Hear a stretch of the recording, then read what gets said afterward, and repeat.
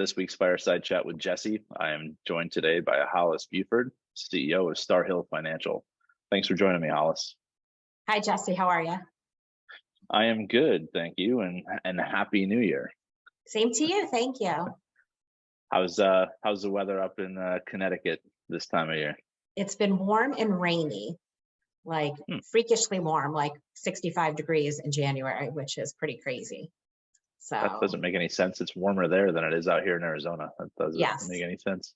So it should get back down to the 30s tonight. So we're just dealing with that, crazy northeast weather. As I say, typically you get a large snowfall in the Northeast and then it just rains. You get to enjoy it we for may like get a day. Snow on Sunday. So this could be a week where we've literally seen it all. Yeah. Like, this doesn't make any sense. Yeah. But, Hollis, for those people who might not be familiar with you, do you just mind just introducing yourself and your career to date in equipment finance? Sure. Hollis Buford. I started my career in equipment finance back in 2005. Initially with GSG, was with them till about 2016 when I decided to start Star Hill Financial. I served a role with GSG, but I was starting to build my own company, Star Hill, and been doing that full time since 2016. And then we've been actively growing the company for the past 2 years. So we've been on a good progression. So you and I got in the industry at the same time. I was August 2005. February, so entering my 18th year in equipment finance. You got me by 6 months. I got you, yeah. So, I did one of these with Keith, I want to say maybe a couple months after he joined. So it's been a little bit. So interested to hear the progression of the company that you've been working on for now you're going on your 7th year. So let's talk Star Hill, if you don't mind. Keith was employee number 2 after me, and I think it's been about 2 years since you since he did the Fireside Chat with you, and since now we're up to a group about 10, probably 12 by the end of Q1 this year. So for a small company, that's a pretty good jump for a couple of years. And besides equipment finance, we also now dabble in franchise financing for tier 1, quick service facilities like restaurants, personal care, gyms, those kinds of focuses. So it's been interesting because my background was just the equipment side of it. And even though there's still equipment in the franchise, it's, kind of a different noodle. Same, theory, but it's a very different game. So it's been fun learning that side of it. Sure, absolutely. And then obviously Keith brings that expertise with him in that. So he understands that, and you guys have the equipment. And so you're in Connecticut, he's in New Jersey. Do you have other people just in those offices, or are they spread throughout? So like everybody else, we learned over COVID, you didn't need to have the talent necessarily in your backyard to have a successful work group. So we do have 2 main offices, one in Fairfield, which I primarily work out of. Keith is in New Jersey. Most of our core operations team works out of the New Jersey office. And then we have people scattered from upstate New York to Washington State. So we're just continue to grow, and it's been a fun ride since Keith's come on board. I didn't know you had anyone in Washington State, so you're truly all over the country right now. Yes, we are. So we cover coast to coast. That's fantastic, and that's great growth. So I think it's safe to say that in 2 more years, you guys will be hovering around 30 people. Yeah, we're already probably outgrowing the office space in New Jersey already. Wow. The office next to us is vacant. I'm like, maybe we can just put a doorway here and go right through. So, but that's a good problem to have, In New Jersey, the contractors don't make it that easy. So good luck. True. They're union buildings, though. Good luck. That's awesome. I'm embarrassed. I thought I had the cover of the Monitor magazine next to me here, but must be it's just in my office here. But I wanted to talk about that real quick. Do you have it handy? I was wondering if you were I reaching don't for it. actually have it handy, but I know what you're leading to. Yes, I did make the cover. It was very You know what? exciting. I'm going to be unprofessional and just leave you here for All 5 seconds. all right, this will be fun. I've never done this before in the middle of one of these things, but hey, at least I'm wearing pants today. That would have been very embarrassing for both of us.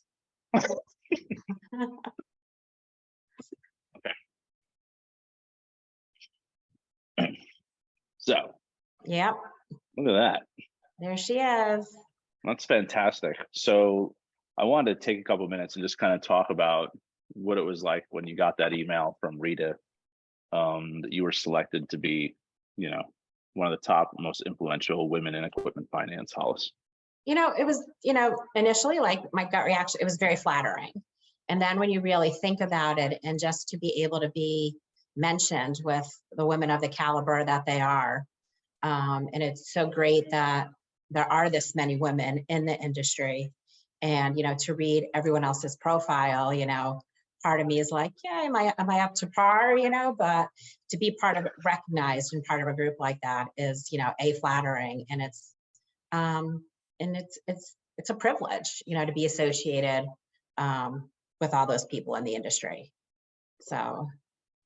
Sure. And then, being that we came in the industry at the same time, I think we've had similar experiences in regards to those first couple of conferences you potentially went to. Maybe there's like a 1Z, 2Z from a female perspective in attendance. And now, almost 18 years later, it's definitely a lot more diversified. So want to kind of get your thoughts on that too. Yeah, well, it's interesting. The first probably 12 years of my career, I was mainly, behind the scenes on the operations side. Actually, going to the conferences has really been a post-COVID kind of change for me, getting out there more. But even in the past couple of years, you do see the shift in the number of women at the conferences. You starting to, every time it's record number of women attendance, whether it's the Women Conference in Chicago or a ladies luncheon at, the NEFA conference, like just to be seeing the women come together, almost like, equipment finance sorority, so to speak. It's really great to see that. So having known what conferences were like in the past, and again, it's just a bunch of men standing around was what it used to be like. And it's so not anymore. So it's so great to see the growth and the inclusion and diversity that are key points at all the conferences. And it's really great to see it continue to grow. Sure. And then kudos for you for starting Star Hill and being the CEO.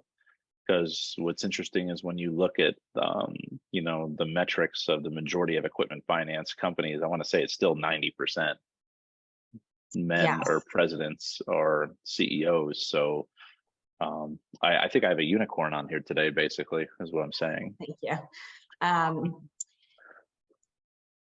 One of the reasons I started Star Hill was because we ran into a challenge a lot of finding that minority partner in the business that wasn't, that really served as a partner, not, oh, am I getting my next client out of, this, deal by helping you be the minority lessor for the deal. So just kind of building it where, wait, I could serve this, market, go for the WBE Women Business Enterprise certification.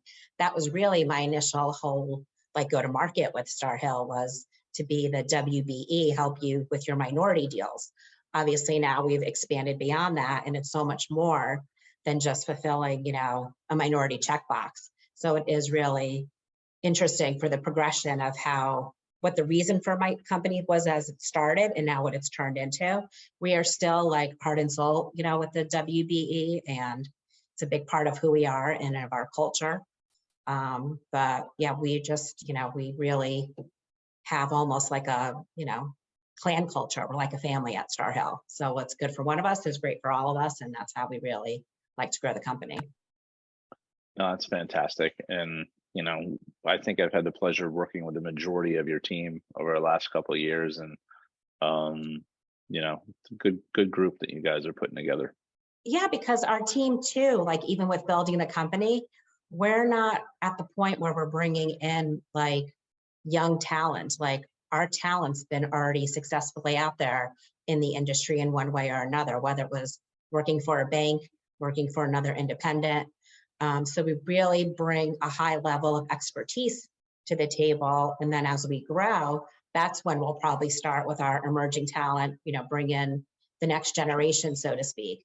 But it's so interesting because usually when you start a company, you build it from the building blocks and up. We're really, here's our management team, here's who we are, this is what we know, and build it around it. So it's been an interesting startup, so to speak, because we were also vested in the field already. Well, and plus having people spread throughout the country, it's kind of hard to grow some of the younger people if you're not in that office environment.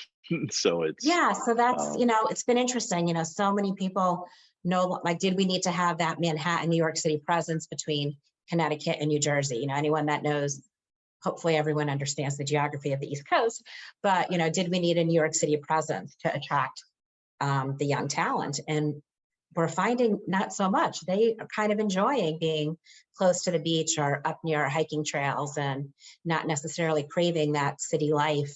So like I said, we're already outgrowing our office space, which is a good problem, because landlords are very quick to find you new space that's bigger and more expensive. So sure. Yeah. Sure. Especially in this market, I'm sure it's real fun for the tri-state area. Because Fairfield to Hackensack is not that many miles, but it can be a really long drive. It depends on what hour. I leave the house before 6 a.m. and it takes me an hour to get to Jersey. If I leave at 6:30, 6:45, it could take me 2 to 3 hours to get to the same exact drive. So no, one of my first sales jobs was in Stamford, Connecticut, and I lived in the Bronx. And painful. If you didn't time that correctly, you were SOL. And then when I had my first leasing job was in Englewood, New Jersey, Bronx to Englewood, 5 miles. Yeah. Could take 10 minutes, but if some idiot does something, hits their brakes on that. Yep. No. So yeah, no. It's yeah. So That's where if I'm Hollis, I jump on the road, see brake lights, I turn back around. I tried. I've done that before, actually. Like, I can't do this. Like, I don't have the, like, I've literally gotten off, like, before I've even left Connecticut and been like, Keith, I'm not coming to Jersey today. I can't get out of the state, so. I tried. See you tomorrow. I participated. See you tomorrow. It's fantastic. So for the first, I want to say, what, 2/3 of your career, you typically were in the office, not exposed to people outside of GSG? I was one, because I guess I was more of like the fixer problem, solver. So I dealt with people on a relationship based, but it was really more when something would askew.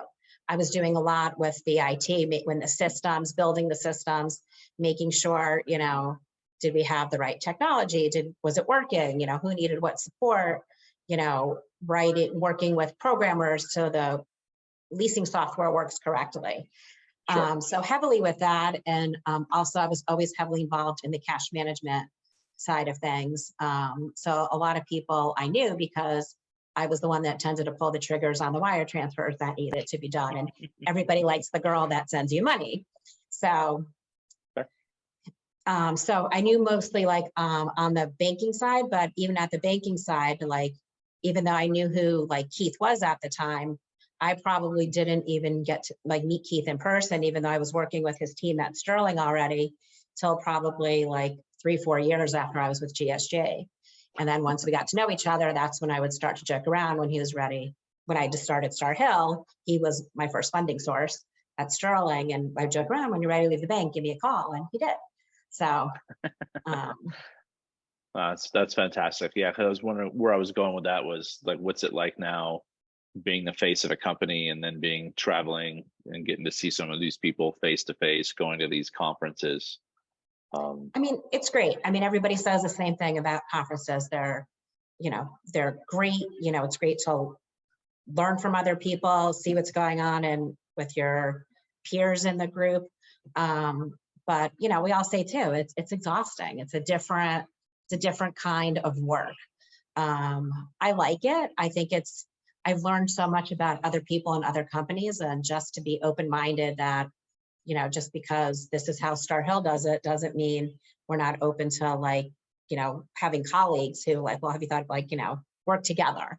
And I think that's how you build the camaraderie in the industry, is really by going to the conferences. I've been very fortunate to meet some great people at some of these shows, and you look forward to seeing them, your conference buddies, friends. So it becomes a whole different kind of team that you're working with. But I think it's great. Like I said, it's a new role, only been a couple of years for me. But no, I think it's good, and it's always nice to get away, but especially the places that have nice sunny weather and you could extend a day on either side to enjoy that if you can. So that's always, good to do. Sure. I mean, it's just too bad there's not a lot of sunny conferences in the winter Northeast season. Yeah, Chicago in March will be interesting. So Yeah, sounds cold. yeah. But so you have all those, that you have that system experience, you have that cash application, expertise. As you continue to grow Star Hill, how is that, when you know how to do all these things, giving that up so you can focus more on the strategic direction? Like, how is that as a business owner, Hollis? It's getting easier now, almost because it's like I'm forced into it. Like in the Okay. beginning, it was very hard to let go. Like, just, oh, I know how to do it. I'll do it. But we all are just human, and there's only so much bandwidth we have. So even though, like, I want to be involved, really, what do I need to be involved in? What should I be involved in? And, you build the team that, well, I hired this, I said it before, this experienced group. So it was challenging probably for me just to kind of, like, let go in a way, even though, like, as an owner, you want to know every aspect of what's going on, but to let go, to have your own, because you can't do it all. We all say we can, but you can't. So some of it was just, as we grew, it became forced, because I literally couldn't get to it. So I had I had no other way to do it if I wasn't relying on other people. So it was kind of a good natural progression for me. And now I don't even go into some of our systems anymore, which was so unheard of. Like, I would have, I don't need to go in. That's what my team is for. They keep having to reset my password because I haven't touched the database in so many months or 60 days or whatever it is. So it's a good problem. But then again, as we grow and there's other things that my background and expertise are, of course, you still do the hip check and say, I'm handling this, and then I'll let you know when it's ready to pass it off. So it's kind of like, you're the sous chef or you're the chef, which project are you going to be which person on? So, but it was tough in the beginning to let go. Well, especially because when you understand how something works, and it's like, I can do this in 5 minutes. Why does it take you 5 hours? Like, what is Right. what is going on here? And it's that progression, it's that But patience. being busy and having other distractions, all of a sudden they're like, oh, they're done. I'm like, oh, that's great. I might not realize the 5 hours even went by. So Fair. That's fair. That's perfectly fair. It was just more of a question of curiosity. it was tough. It still is tough. But I sit there and people are like, why do you still do that? And it's like, I know how to do it.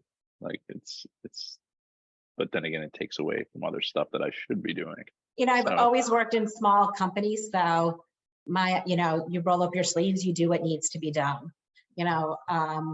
A colleague once mentioned to me, they were shocked when I was going over some of the things I do, and they're like, why don't you hire someone to do that for you?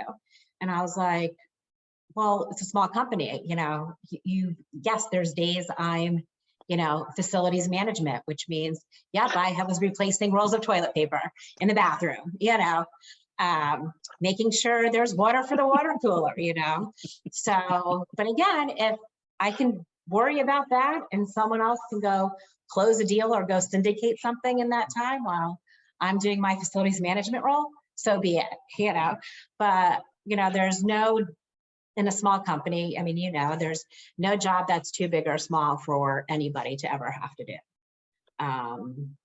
Which And is it's a perfect challenge for because people, again, big companies are like, what do you mean you do that? I was like, well, yeah, but I well, call it facilities management, falls under that. that's perfect. That's perfect. But what a concept. You're not going to ask anyone to do something that you weren't willing to do yourself, and with Correct. the ultimate level of respect, right? Yeah. Yeah, why yeah, exactly. That's a really good way to put it, Jesse. Well said. Hey, even I can have an intelligent There you thought go. here and there. So how did you get into equipment finance in 2005? Did you know I think, somebody? Because I don't think none of us go to school for this. no, you either are born into it or you fall into it. I'm in the latter category of falling into it. Okay. I was actually at the canine fence company. They did underground fencing for like dogs that, yes, like zapping collars, for Oh, okay. puppies to stay in their yard. And I was on their operations side. So again, that was very much my background. And I kind of just was like in a rut. It was my first job out of college. I was there almost 7 years, which is kind of strange too. I didn't have that jump around, right after I was at the same company for that long, and literally got a phone call one day of, oh, hey, I know these people. They're looking for someone, to kind of come in and, do like office management, kind of heavy operations. And actually, that wasn't even GSG. That was Andrew's father's company, which wasn't in the equipment industry, the equipment finance industry. And, I was like, all right, could be a good time for a change. Got the job. And on day 2, it was, oh, my son, Andrew, has a finance company, GSG, help him. And I was like, okay. So literally it was, help him. That's how literally it started. So Andrew had the idea of like, doing financing for his father's company. And that's kind of where it started to stem from. So as he was building that company, so literally learned leasing, like, I guess the way people are trained now, like progressed through it. And Andrew at that point was heavily on the, buy side and sell side, the syndicating, the credit, and I would do, the docs, the invoicing, the backside. So kind of just progressed that way for us. But yeah, no one, again, this isn't like in a major of a catalog, like equipment financing, Oh, sure, sure.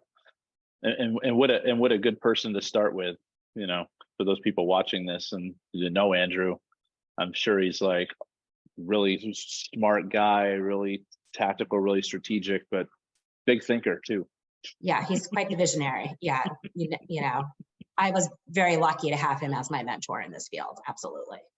Yeah, good guy to learn from. So, but I'm sure you're probably all over the board where it's like, we got here, we got this, we got that, we got this. Mm-hmm. Focus. Can we focus? Yeah.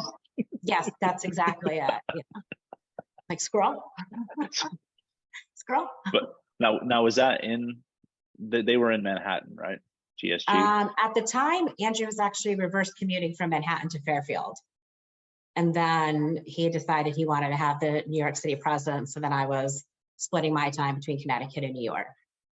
So, did you ever live in New York, or have you always been in Connecticut? No, I've always been in Connecticut, even, UConn, go Huskies. So Connecticut, born and raised and educated.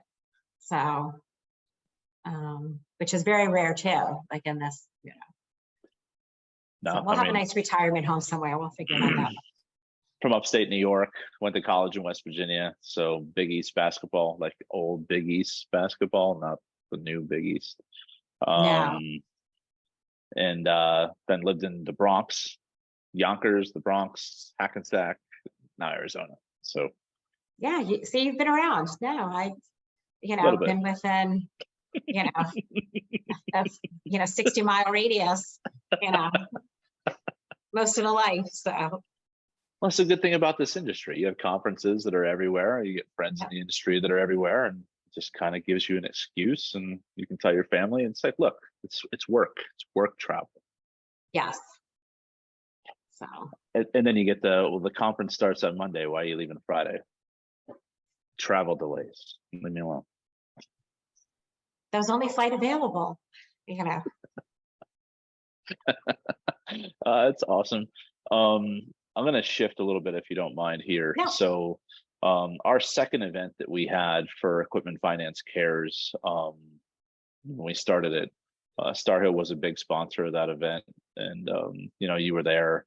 You've sponsored basically since we started, and thank you for your continued support. Just wanted to talk about kind of some of the things you've learned at those events, Hollis, some of those relationships when you see some of these people that you've probably known for a while, but you don't see this side of them. Like, just what is your overall thoughts on going to these events? I love them, but I'll be honest with you, I don't really, even though there's panels about something in the equipment finance industry, that's really not the part that resonates with me. The organizations that you've aligned with and learning, and they're different. It's not all focused just on one area of, whether it's domestic violence or illnesses in children or the Special Olympics. So just to have such a broad spectrum of, how can we give back, and just in the equipment finance community, just to know that opens a door to that and something you might not think about in your day-to-day work.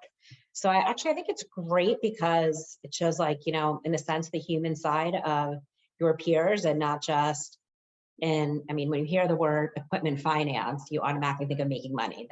That's our goal, right? Yeah. But so I think you showing us this other side of, like, what's going on within the community when you, like, really get to know people. I think it's great that you tend to keep it on not a large scale, because it gets a little bit more intimate in a good way, to get to know everybody and to really, and so it makes me learn more and educate me more as a person, not just in the industry. So I think it's a great idea, and I hope you continue to do it. No, thank you. But if it wasn't for companies like you or individuals like you coming down and attending and supporting, wouldn't be where it is today. But yeah, it's when you sit there and, like you said, it's making people look at our industry and it's like, oh, all you guys do is make money, bankers, whatever. And then you see this different side. And that was something I learned quickly when we were experimenting with this initiative, was it's like, I did not know that person did that. I did not know this person did this. There's actually a softer side. You only know them as your colleague in the industry. Even when you are at a dinner and you do get to know them a little bit more socially, to know that some of these things don't come up in an everyday conversation. Like, oh, so how do you spend your spare time? How do you volunteer? Like, those aren't, natural questions necessarily. So I think it's just great to how it's grown and how you continue to bring in other organizations that probably need some highlighting. No, thank you again, Hollis, for that. Selfishly, I wanted to always get the plug in for EFC whenever we can. I wasn't sure about that with what's behind you. Might have missed that imagery. That's good. It's good. I asked everyone who comes on here to give a little fun fact about themselves. Other than the fact that you've lived in Connecticut your entire life. Yeah. Anything else you'd like to share? Fun facts about me. Fun fact. I have an identical twin sister. A lot of people don't know that. And when they say you do, like, I'm like, well, why would I make that up? It's a very strange thing to make up. Because they've never seen you with her. I really want to bring her to a conference one of these days. Just to and then are you going to sit back with a hat on and see if people engage? I'll just sign up for, like, just do double duty, just to sit there and nod. She can do that very well. So I think I don't necessarily think we look alike, but if I wasn't in the room, you would probably go up and say hello to her, Jess. So, okay. Yeah. So now I might, because you spilled the secret, but I don't know, Okay. it'll be interesting. Even when she comes in my office sometimes, you know, she'll walk by someone and they'll be like, oh, you're leaving for the day. And I'm like, she'd be like, huh, who, what, you know? So that's, you know, it's not so much of a fun fact because it's true.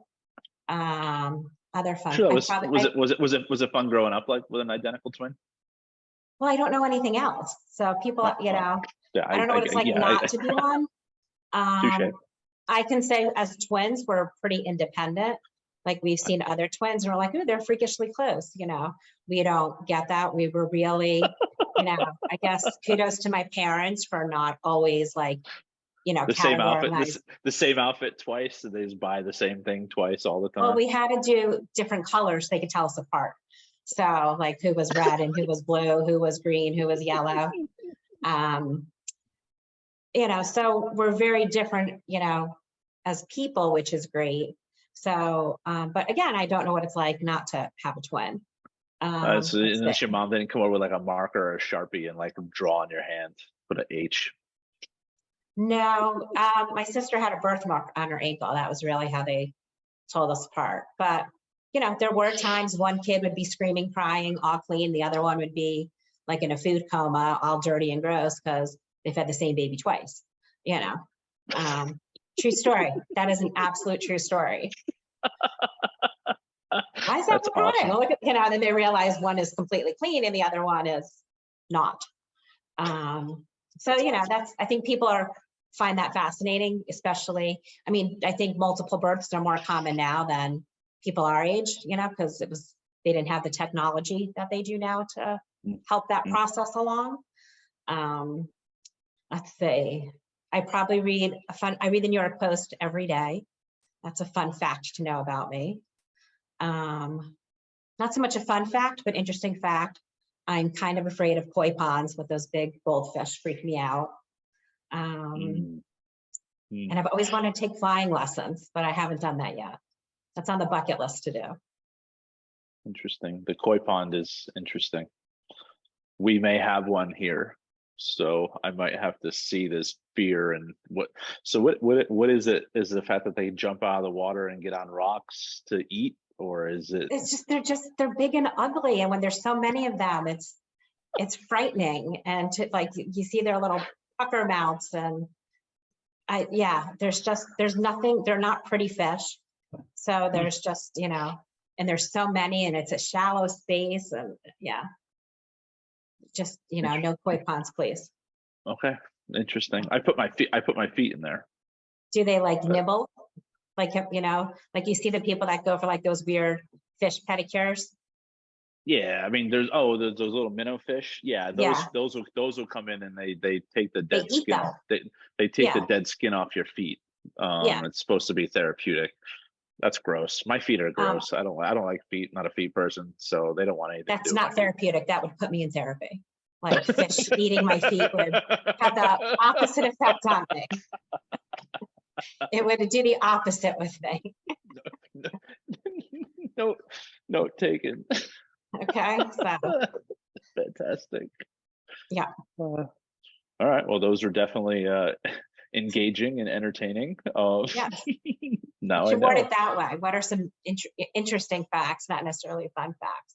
You might get more, might reveal more.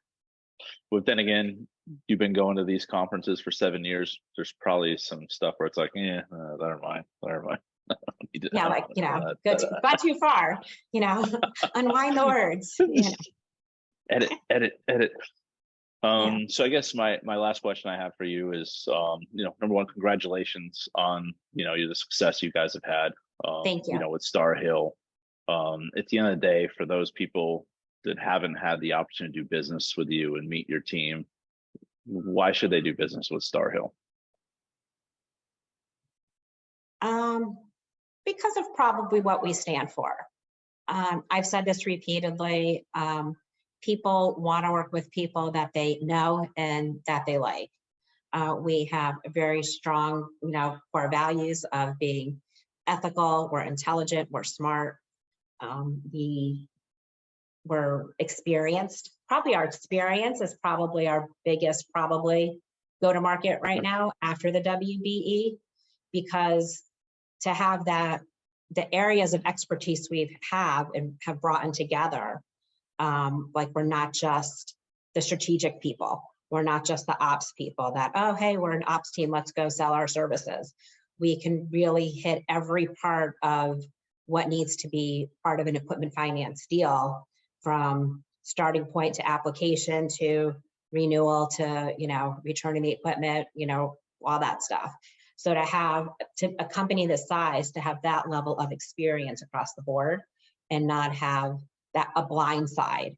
I mean, you always look for your blind sides. Where's our blind spot? What hole do we need to fill? And it was challenging the first, year.